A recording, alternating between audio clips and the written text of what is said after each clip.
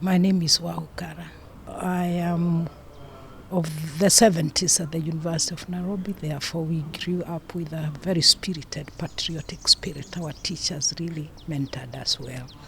And from then, I embraced to take my rightful role and space in adding value and connecting with others as we move to make our lives to our self-determination. Moi era, we went through it. If you reflect on Moi Kenya, I participated. I know all of those who were involved. My late husband was one, so I have hosted them many times in my house. And therefore, when the purge came and some went to exile, others to prison, others we know.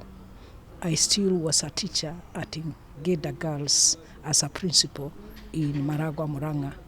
But by 1988, because the climax of the purge was 86, 88 they came and now confronted me directly. I was supposed to denounce my late husband, but I said I cannot. So they put students to strike, and when that could not work, they now came and just got me out of the school with a letter.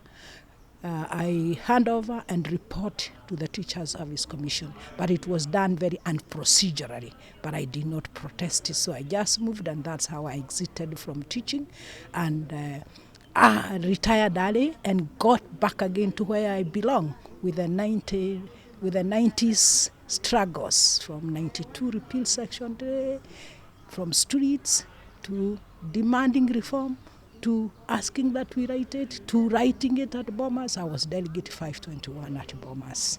And up to now, that's why I'm here, because you people must take the baton and deliver our determination to construct our state that is Kenyan, the people's state, not the state that serves the interests of the few.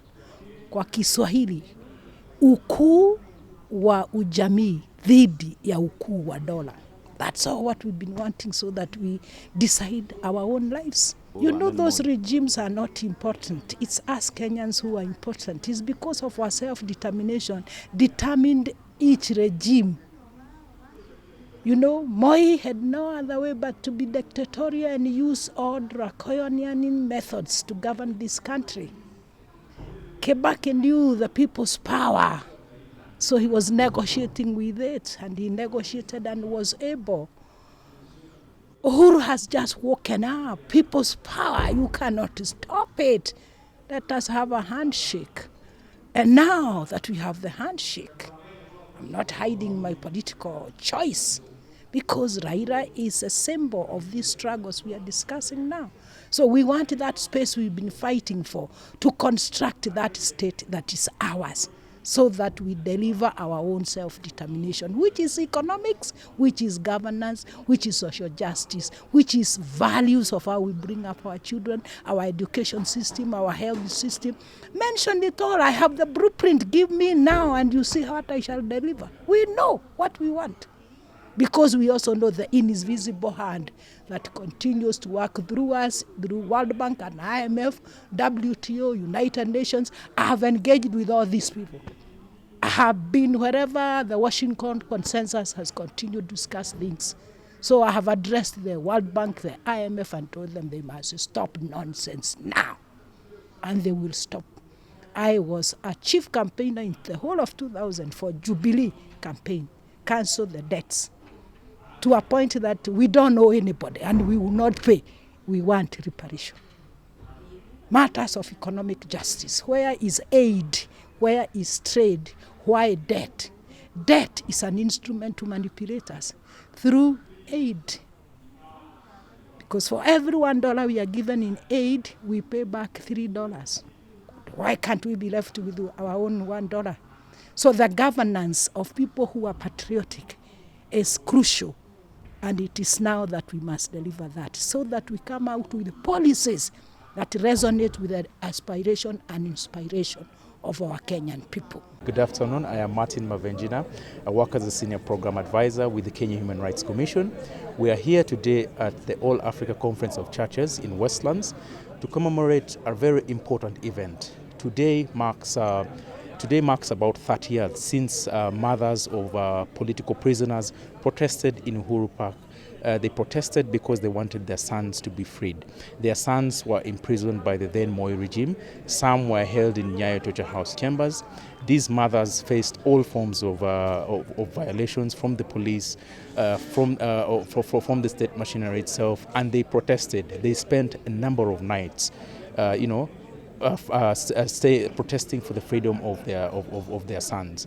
Now we are here today to honor them for the work they have done, for introducing us to the struggle. Some of these gallant women here taught us, what it means to be an activist in Kenya. They protested against a very repressive regime, and that is why you see we are here with them today, very many of us, just to appreciate them and to show them that we are ready to continue with the struggle to liberate Kenya. So with the 52 prisoners that were in prison, you might have heard most of their names were read during the deliberations.